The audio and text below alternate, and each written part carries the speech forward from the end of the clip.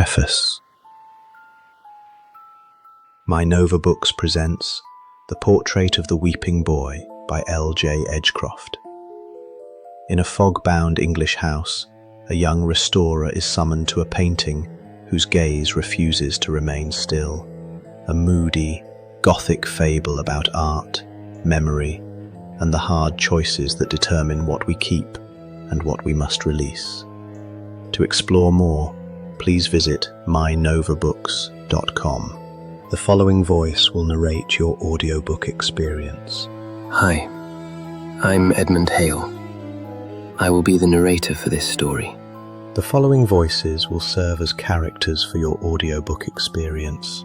Hi, my name is Lady Harrow. I will be the voice of Lady Harrow. All other characters in the story will be voiced by me. Now sit back and enjoy. Now reading The Portrait of the Weeping Boy. The letter arrived in a hand too careful to be friendly. It bore no crest, only my name, written as if the ink had been coaxed to behave. Inside was a single sheet, thick as a calling card, and a sentence that felt less like an offer than an instruction. You have a reputation for returning faces to the world. Come to Wych Elm House and do the same. Beneath it, a sum that made my throat tighten, and a postscript that, somehow, chilled me more than the money warmed me. Bring your own brushes. Do not use those provided. In the city, I had learned to distrust drama in the wealthy. It was usually vanity, but ambition has a way of flattering itself into obedience. And I was young enough to believe my talent was armor. 3 days later, the countryside swallowed the road. Winter had begun its slow occupation. The hedgerows were skeletal. The sky lay low and colorless, like a ceiling stained by old smoke. As the carriage climbed toward the estate, the trees thickened and the air changed, cooler, damp with leaf mold, threaded with that mineral scent that rises from stone that never fully dries. Wych Elm House appeared the way certain memories do, abruptly, without the courtesy of transition. It sat back from the lane, behind iron gates freckled with rust. Its windows tall and narrow, its roofline bristling with chimneys. Ivy had been allowed to make claims along the north wall. The whole place seemed to be holding its breath. A man waited at the steps, his posture formal enough to suggest he'd been trained by someone who had died before kindness came into fashion.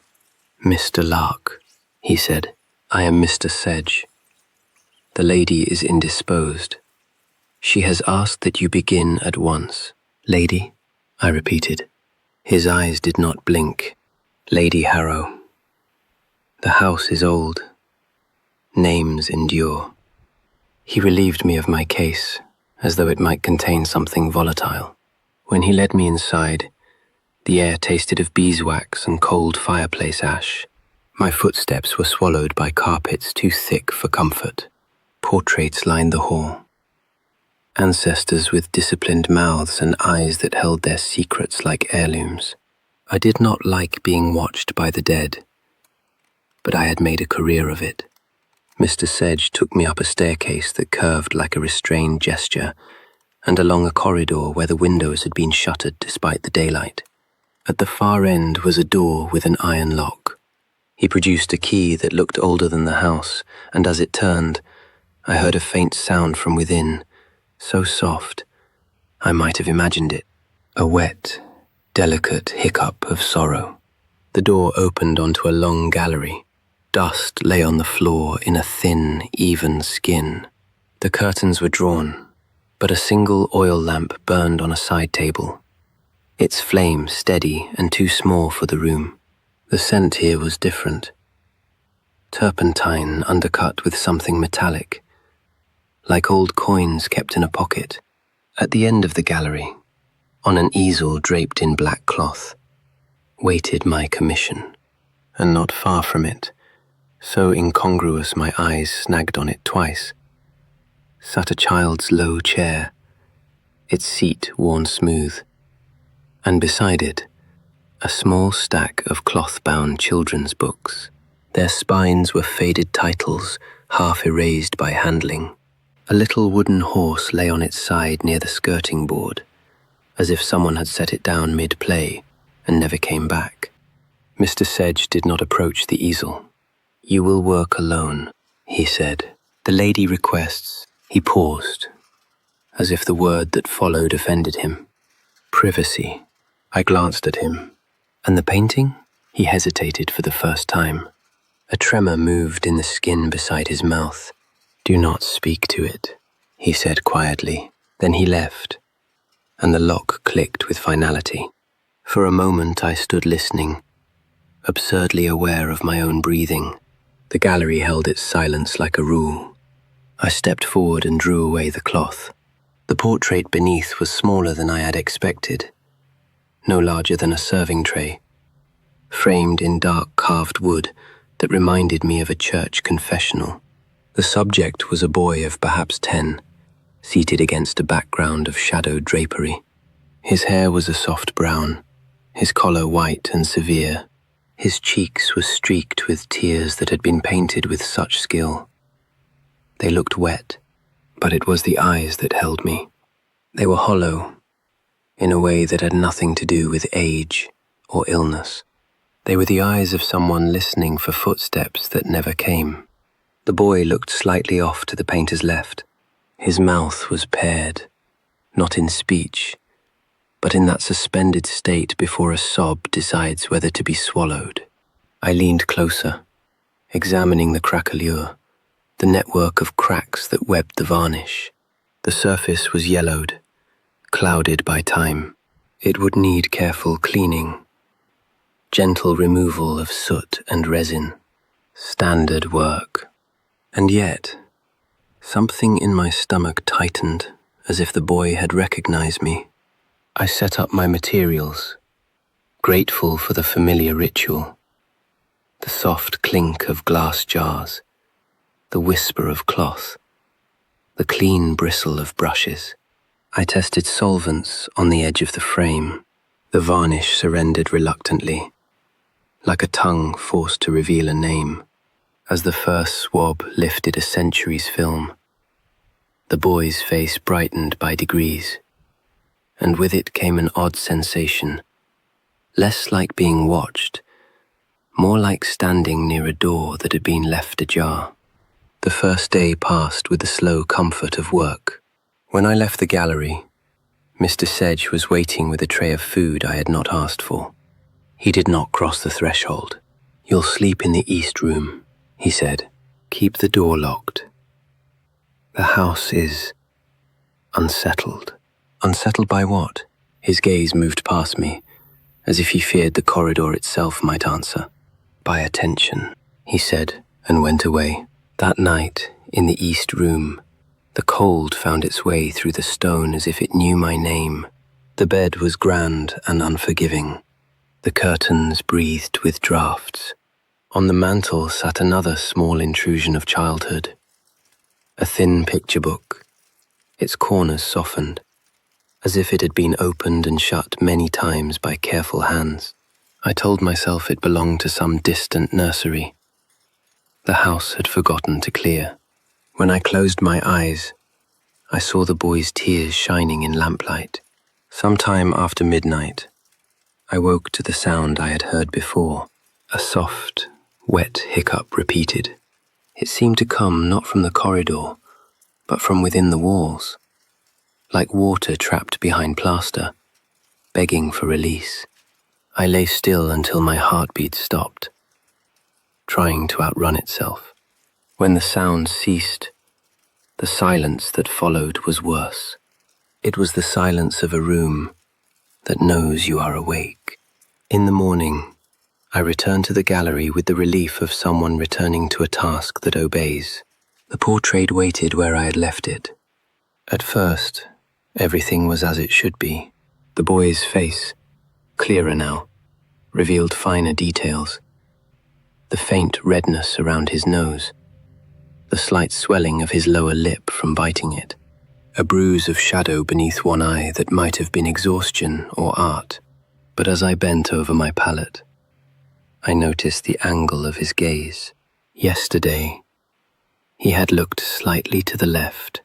Today, his eyes seemed directed more toward the center. Closer to me, I straightened. The lamp's flame was steady, no trick of flicker. I leaned in again, searching for my own error, my own restless imagination. Had I misremembered? Of course, I had. Memory was a painter too, and not always honest. Still, when I resumed cleaning, I could not shake the feeling that the portrait was adjusting itself to my presence, like a compass needle finding north. By the third day, it was undeniable. The boy's head, paint, varnish, pigment, and time had shifted by a fraction. His shoulders were angled more toward the viewer. His mouth had closed, lips pressed now as if holding back words rather than sobs. And his eyes were fixed on the far right edge of the canvas, not on me, past me, pointing. I turned instinctively toward the gallery wall beside the easel. There, half hidden in shadow, was a section of paneling that did not match the rest. Its wood was newer, its grain different, as though someone had replaced a portion and hoped the darkness would do the blending. A coldness slid along my ribs. I approached the paneling with the quiet caution of a man who suspects the house has been listening. My fingers traced the seam. There was a knot of dried wax at the edge, as if a candle had been held too close. Deliberately, behind me, the portrait seemed to thicken the air. I found a latch disguised as a decorative knot, and, with gentle pressure, the panel loosened. It swung inward with a sigh like someone letting go. Inside was a shallow compartment containing a ledger, a bundle of letters tied in ribbon, and, most oddly, a small tin box. My hands were unsteady, but curiosity has always been my most obedient vice. The ledger held accounts from centuries ago, payments to builders, to gardeners, to a physician who made repeated visits in the same winter. Names I did not recognize marched down the page in ink faded to brown. Then I saw a name that pricked like a thorn. Aldous Crane, painter. Below it, in a different hand, for the work upon the boy. For the ceiling. I opened the letters next. Their paper was brittle, their language florid in the way of old desperation. One, addressed to Lady Harrow of another generation, caught my attention because the wax seal was black. I read it standing in the dusty gallery, my lamp burning low. It was from Aldous Crane himself. He wrote of talent as if it were an illness. He wrote of patrons who wanted immortality and called it legacy. He wrote of the Harrow guardian, Bartholomew Harrow, who had brought him a child and a promise. He said the boy wept too much. Crane had written that grief was wasting him, that the household could not endure it. He wanted the child quiet. He wanted the estate untroubled. He wanted the future untarnished. My mouth went dry. Crane continued. He asked if I could paint sorrow so perfectly it would never spill again. He offered gold and something else besides, something I did not recognize until it touched me. Not money, not land. Years. Years. The lamp hissed softly, as if offended by the word. I set the letter down and opened the tin box. Inside lay a brush, its handle bone white, carved with tiny, repeating symbols that made my eyes ache if I stared too long. The bristles were dark, stiffened, as though they had been dipped in something that did not want to be washed away. Beneath the brush was a slip of paper with a line written in the same careful script as my invitation. The last restorer died before finishing. Do not be the next. I looked up at the portrait. The boy's expression had changed again. His mouth was open now, only slightly, but not in sobbing, in strain, in effort. His brow had tightened, and his eyes had shifted back toward me with an urgency that made my skin prickle. Not accusingly, warning. I heard Mr. Sedge's voice in my memory. Do not speak to it.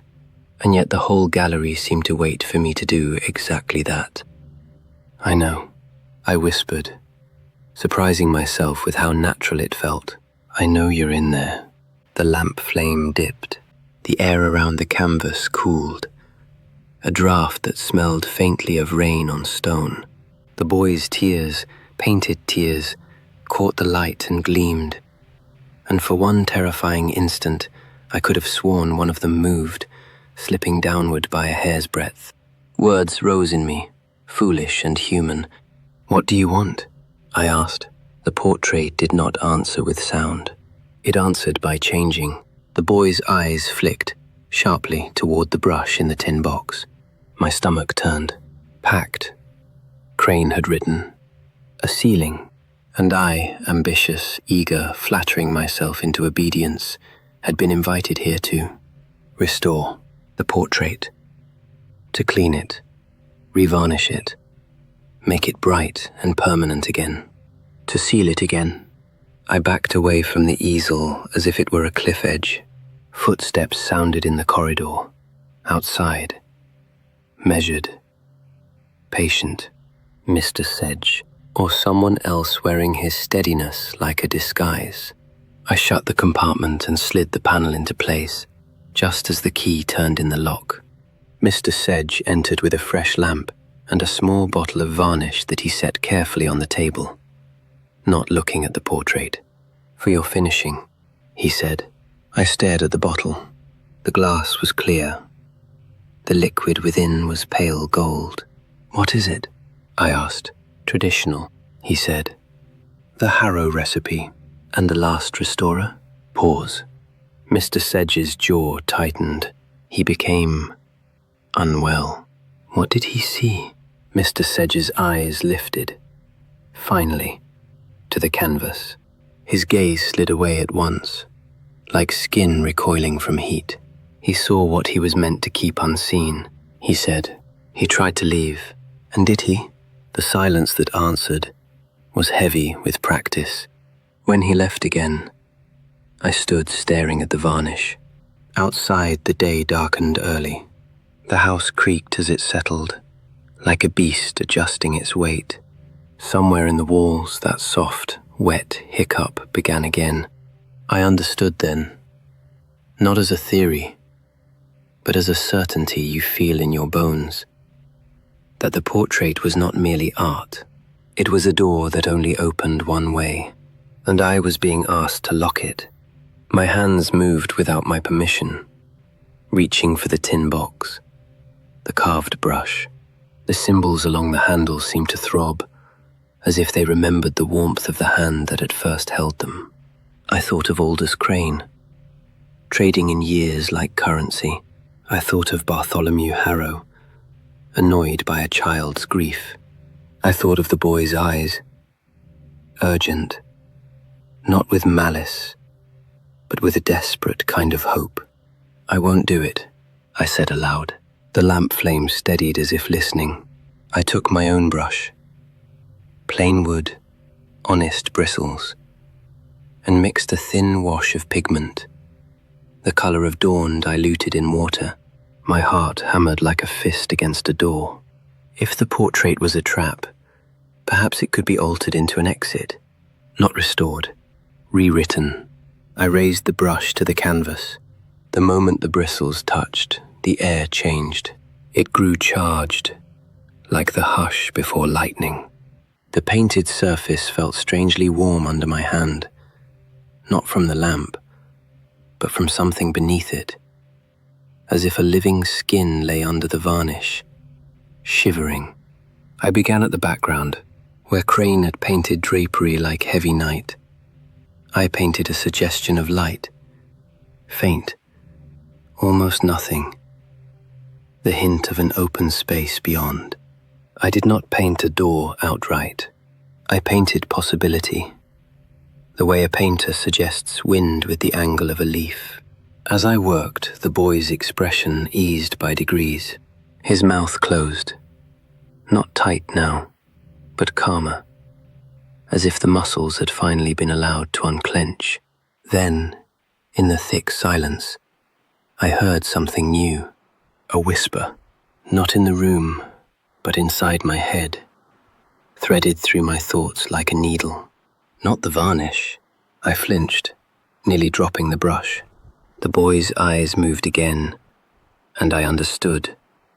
The varnish was the final seal. The last restorer had died before finishing, because the house could not allow mercy to harden into permanence. I had to act before anyone returned.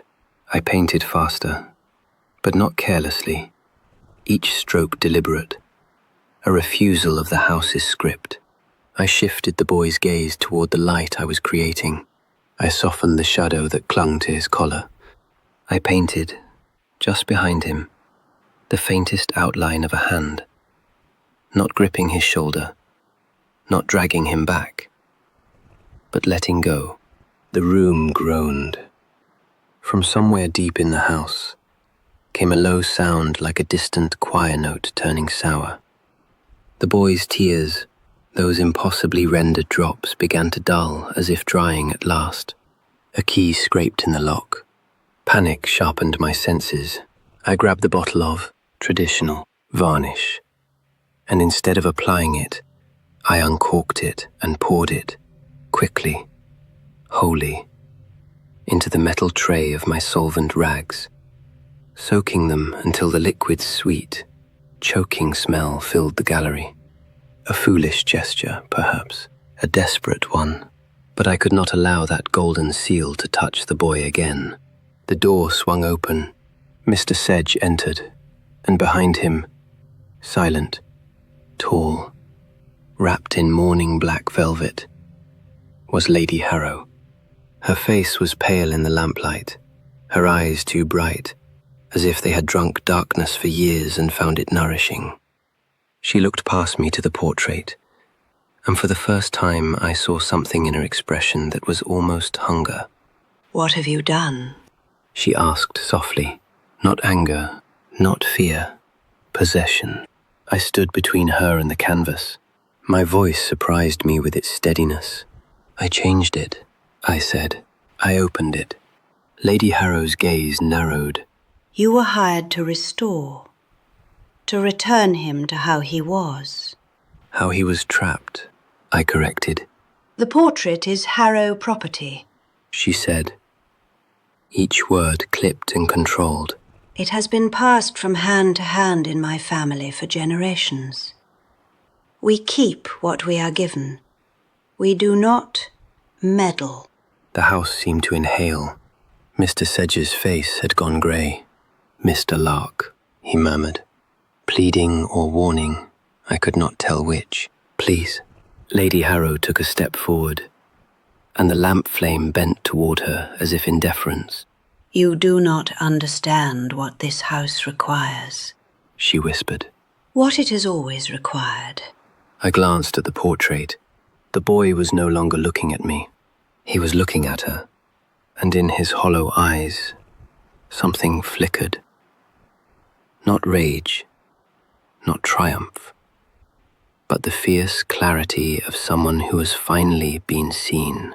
I lifted my brush once more, and with one last stroke, strengthened the light behind him until it looked like morning spilling through an opening.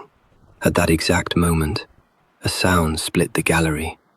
Sharp as ice cracking, a fissure ran through the old varnish from corner to corner, spidering across the surface. The carved frame shuddered. The air rushed, cold and fast, like a window thrown wide in winter. No. Lady Harrow breathed. No, no. Mr. Sedge reached for her, but she shook him off with a brittle violence that looked, at first glance, like hatred. Her eyes locked on me. You have broken a legacy, she hissed. I've broken a cruelty, I said, though my voice shook now. and the lamp flame seemed to listen to it. The portrait's surface continued to craze, the varnish lifting in delicate, furious threads. A smell rose, old resin and something faintly sweet, like wilted roses pressed in a book too long shut. The air in the gallery shifted. The pressure I hadn't known I'd been breathing under, so constant it had become normal, wavered, as if a hand that had been clenched for centuries had briefly relaxed. All that remained was to apply the solvent, to dissolve the last grip of the varnish. Lady Harrow moved towards, determined to stop me. She made it 2 steps. Then the house remembered. It began not with thunder or spectacle, but with an intimate wrongness. The dust on the floor rose in a slow spiral, hanging as if caught in invisible water. The curtains swelled inward, though no wind entered. The lamp flame narrowed to a thin blue tongue. The corridor outside the door, where it should have been, was suddenly not there. In its place, a wall of sunlight stood, bright and impossible in that shuttered, winter-dark hall. The iron lock clicked as if turning itself. The gallery door shut with a soft, decisive finality. Lady Harrow spun back, startled. Mr. Sedge's face had gone pale. My lady. The floorboards warmed beneath our feet. The smell of beeswax and damp stone peeled away, replaced by roses, fresh-cut grass, and candle smoke. And the gallery, Wych Elm House, slid sideways into another century as smoothly as a blade into a sheath. The shutters were open, not pried, not pushed, simply open, as if they had never been closed at all. Daylight poured in, thick, golden, too alive for December. The carpets were gone, replaced by polished boards that shone like dark water. The air held warmth in its palm. The easel stood where it had always stood. The portrait stood where it had always stood. But the room was no longer mine. It belonged to the past. A man stood near the fireplace, rigid as a carved figure. Bartholomew Harrow, fine coat, hard mouth, eyes that looked bruised from sleeplessness and pride. Beside him hovered a woman in pale silk, younger than him, her beauty sharpened into a weapon. Her smile had the neatness of a cut thread, and at the center, small as a sparrow in a storm, stood the boy, alive. His cheeks were wet with tears that were not paint. His hands clenched a small wooden toy, horse or soldier, held so tightly, the wood creaked. Across from him, Aldous Crane set down a bone-handled brush with the reverence of a priest laying out a sacrament. Bartholomew's voice cracked like a whip. "Stop it," he barked. "Stop that noise." The boy tried. He truly tried. He swallowed hard, shoulders hitching, mouth trembling, until the sob snagged and turned into that wet, helpless hiccup I had heard in the walls. The woman in silk, his stepmother, tilted her head as if appraising a stain.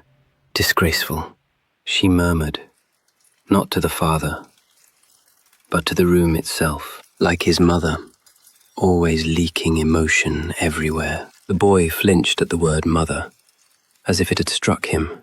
Bartholomew's jaw tightened. "Do not." "Oh," the stepmother said lightly. "Shall we pretend she didn't ruin everything? Shall we indulge his little grief like a pet?" She stepped close enough to the boy that her perfume, something sweet and expensive, turned cloying. "Look at me," she said. The boy lifted his eyes. Her smile widened a fraction. "Your face is wrong," she told him softly. "The way you might tell a child his collar is crooked. Always wrong. Always pleading. Your father cannot breathe in a house full of your whining." The boy's lips parted. A word formed, "Mama" or "sorry," and died. Crane watched with the still attention of a collector. "His sorrow is," Remarkable, he murmured. It is a contagion, Bartholomew snapped. It has infected this house. It has infected me. The word me was heavy with self-pity, as if his grief were the only grief that mattered. Crane tilted his head. You wrote that the child's mother, at the mention of her, the sunlight in the room dimmed as if a cloud had crossed the sun. The memory shifted, quick, sharp, merciless. And for a heartbeat, I saw another room layered over this one. A bed, white sheets, blood-dark stains. A woman's face wax pale. Hair stuck to her forehead with sweat. The sound of a baby crying. New, furious, alive, while someone sobbed. She's gone, sir. Then it was gone. Back in the gallery of the past, Bartholomew's hand had gone to his ring as if it could anchor him. She died bringing him into the world, he said. Each word looked scraped from him. She was warmth itself. The house. His eyes flicked to the garden beyond the window, and for one instant something softer flickered in him. The house was laughter then. His gaze snapped back to the boy, and it hardened again. And now it is. This. He gestured at the child as though pointing at rot. The stepmother's voice was smooth as poured cream. He cannot be helped, she said. Some children are born wrong. The boy's eyes lifted, raw, yearning, not for forgiveness, not for toys, but for something he had never been allowed to have. For the mother he never knew. For the person he had somehow been missing all his life. A sound came from the doorway behind them. A brief, distant laugh. Airy, feminine. No one else reacted, but the boy's whole face changed. His lips part. Mama? He whispered. Bartholomew's head snapped around, furious. Do not say her name. The boy flinched as if struck. His tears spilled anew. The stepmother sighed theatrically. See? He worships a ghost. He'd rather haunt the dead than live among the living. Crane's gaze sharpened. I can stop it, he said softly. Bartholomew turned, seized by the hope of a man willing to commit any sin, if it will call itself mercy. Crane lifted the bone-handled brush. I can paint it. I can take the sorrow and place it where it will never touch you again. The stepmother's eyes gleamed. And what would you require? Crane smiled without warmth. A thing you have in abundance. Bartholomew leaned forward. Gold. Crane's gaze didn't leave the boy. Time. The word landed like a stone dropped into a well. Bartholomew did not recoil. Not truly. Perhaps he had already stepped too far into his own despair to know where the edge was. Crane spoke in a voice that seemed to thicken the air. This house is old. It remembers. It can be persuaded. The portrait will hold him. The varnish will seal him. And you will have your silence. The boy began to shake his head, frantic. No, he whispered. Please. Please. He took a step backward, eyes darting toward the open window, toward the garden path, toward a white arbor thick with roses. And beyond it, just for a moment, like a reflection on glass, I saw a woman, not fully there, a figure in pale dress, hair loose, face turned toward the house as if waiting. The boy saw her too. Mama, he breathed. And this time it wasn't a question. It was a prayer. He ran. Bartholomew seized him by the arm, yanking him back so hard the toy fell and clattered across the boards. The stepmother went up to the toy and, without looking at the child, set her heel on it. Crack. The boy made a sound that wasn't crying anymore. Something smaller, something breaking. Crane moved faster than I would have believed possible. Brush raised. Hold him steady, Crane said. The The stepmother put her hand on the boy's shoulder, not comforting, not gentle. "And stop squirming," she told him softly. As if he were being fitted for clothes, the boy screamed, not loud, not theatrical, just the broken sound of a child. Crane's brush touched the boy's cheek, and the world lurched. The sunlight dimmed, the air cooled, the bright roses outside the window dulled to grey. The boy's face flattened, as if pressed between panes of glass. His tears became paint. His scream became that soft, wet hiccup. Muffled. Endless. Crane's posture changed as he worked. Shoulders straightening. Skin flushing. Eyes brightening with stolen vigor. He looked younger with each stroke, as if the boy's years were being scraped off and pasted onto the painter's bones. Bartholomew watched, breathing hard, eyes fixed not on the boy, but on the growing stillness, as if quiet were holiness. When Crane finished, the boy stood on the canvas exactly as I had first seen him, tear-streaked, hollow-eyed, turned slightly away. Bartholomew took up a bottle of pale gold varnish with shaking hands, the Harrow recipe. He poured it over the portrait like a baptism. The moment it touched, the boy's eyes, still alive, jerked toward the window, toward the garden, toward the faint figure waiting beyond. Then the varnish set, his gaze locked, his body stilled. He was sealed. Bartholomew exhaled, and the house exhaled with him, settling into a silence that tasted of rot beneath roses. The stepmother leaned close to the portrait, lips near the boy's painted ear. "You'll be quiet now," she whispered, like a proper child. Then she smiled, and the smile was a blade. The memory shuddered. The warm room buckled like paper, and the world snapped back. The garden behind glass. We didn't return to the dusty gallery. Not yet. The air shifted again. The lamp flame flared and steadied. The walls fell away into a place that felt like daylight remembered through tears. We stood in a garden in full bloom. Roses heavy with scent, ivy lush. Sunlight warm enough to be indecent in winter. In front of us rose a tall glass door. 2 panes framed in white wood. Beyond it lay another garden, brighter still, almost too bright to look at directly. And behind that glass, hands resting on the pane as if it were nothing at all, stood the woman from the memory, the boy's mother, young, radiant, sorrowful in the way the very kind seem sorrowful even when they smile. Lady Harrow made a sound in her throat, half sob, half gasp, staring as if the revelation had struck her in the chest. "I never knew," she whispered, and the words sounded torn from her. "They never told me."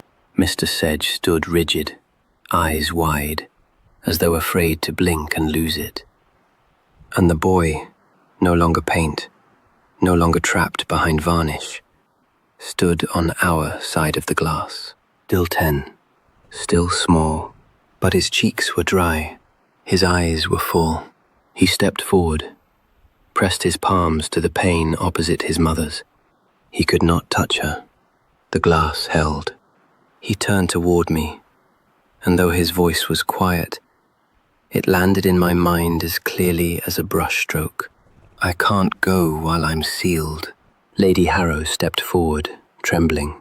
"You will go nowhere," she whispered fiercely, as if she could bully death itself. "You will stay where I can see you." The boy looked at her, not with fear, not with anger, with love. "You looked at me when the others wouldn't," he said aloud. Voice thin as winter reeds. "They covered me and called it duty. They passed me down and called it tradition." Lady Harrow's breath hitched, and she shook her head, horrified. "It was a family charge," she whispered. "A secret. Wrapped up and handed over with the deeds and the keys. I was never told." She swallowed. Never told me what happened. Her eyes flicked back to the bright door, to the woman waiting behind it, and fresh shock washed across her face. I didn't know it was this. She said, and for once the house's cold made her look young, frightened, and out of her depth. You brought a lamp, the boy said gently. You brought books. My mind flashed to the cloth-bound spines in the gallery, the softened corners, the small chair. You read to me, he continued. You told me the stories were silly, but you read them anyway. You put toys by the frame and named them for me. You talked to me even when I couldn't answer. Lady Harrow's face crumpled. I had no child. She sobbed. Not one. This house is full of rooms, and none of them are warm. And then She pressed her hand to her mouth. And then I saw you. And I couldn't leave you in the dark. The boy nodded, solemn. You made the dark less dark, he said. I was lonely until you came. Lady Harrow shook her head, as if refusing what she already knew. I kept you sealed because... Her eyes darted to me, frantic. Because if he is freed, time will find him. He will. Age, Mr. Sedge whispered. Voice hoarse. Human deduction. Sick with dread. Lady Harrow's gaze snapped to him. He will die. The boy's expression did not change. He looked back at the glass door. His mother's hands did not move, but her face softened, patient, waiting, endlessly forgiving. When I am unsealed, the boy said gently, time will remember me. All at once, Lady Harrow made a small, broken sound. No, she whispered. No, I can't. The boy stepped close to her. His fingers hovered near her cheek, uncertain, half a gesture, half a blessing. I'm not afraid, he said. I've been afraid for so long, but not anymore. Lady Harrow's tears fell freely now. You're all I have, she cried. I have no children of my own. The boy's smile was small and heartbreakingly kind. Then he turned to the glass again, to his mother. I want to go to her, he whispered. He faced Lady Harrow once more. And I will wait for you, he said softly. When it is your turn, when you are tired, when the house has taken all it can take, I will be there. And we can all be together. Lady Harrow's mouth opened, and no sound came out. Her grief was too large to fit through her throat. The boy looked at me then, urgency steady and resolute. Please, he said, finish it. Lady Harrow's fingers curled into her palm. If you do this, she rasped, you'll kill him. I opened my mouth, but the boy answered first, calm as truth. You will not kill me, he said. You will stop the prison. The roses trembled, the sunlight wavered, and the garden shivered and vanished like mist burned off by morning. We were back in the gallery. Dust, curtains, the single oil lamp, the portrait on its easel. Lady Harrow stood swaying, tears on her face, her mourning velvet suddenly too heavy for her narrow shoulders. Mr. Sedge's hand hovered near her elbow, afraid to touch unless invited, afraid not to.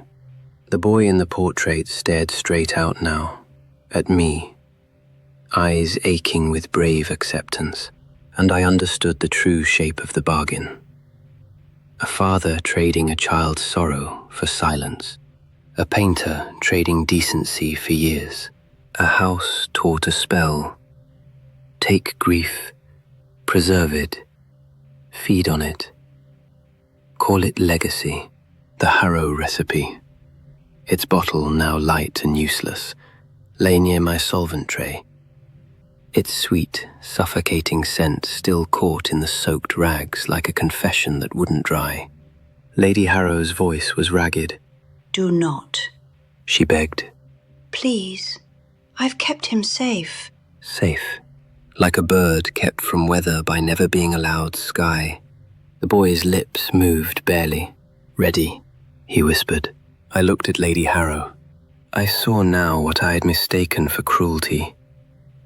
A starving tenderness, hoarded and terrified of loss. Then I looked at Mr. Sedge. His composure had cracked. His eyes pleaded with me, not for the house, not for the name, for the child. I turned back to the canvas. My hand found my solvent, my own brush, the old yellowed seal, this final cruel lid. I began to lift the varnish. The room cooled. The house groaned deep in its ribs, furious and afraid, like something waking to find its prey slipping free. The varnish responded like skin under a bandage. It cracked, lifted, released in shivering flakes, and the boy's painted tears dulled, fading from wet brilliance to faint stains of salt light. As I worked, something changed that had nothing to do with cleaning. Time arrived, not grotesquely, not theatrically, simply, terribly, truly. The boy's cheeks lost their childish roundness. His jaw lengthened. The hollows beneath his eyes deepened, not from horror, but from the weight of years returning to their rightful owner. Lady Harrow sobbed into her hand, shaking. No. She whispered. No. No. The boy looked at her, and he smiled. It was the gentlest thing in the room. Thank you, he said. So faint. It was almost thought. Thank you for the stories. Thank you for everything. Lady Harrow reached toward the portrait, as if she might press him back into stillness with her palms. Mr. Sedge held her, not to restrain, but to keep her from falling apart. The boy's gaze shifted past us, toward something I couldn't see, toward that bright garden, toward that glass door, toward the mother who had waited without bitterness. His lips shaped one silent word. Mama. Then the cracks across the varnish widened into one clean, decisive fissure, like ice giving way under spring. The portrait's surface turned luminous, lit from behind. A warm breath moved through the gallery, smelling faintly of roses, and the oppressive weight that had clung to the house since my arrival lifted, not in triumph, but in release. When the light faded, the portrait remained, but the boy was gone.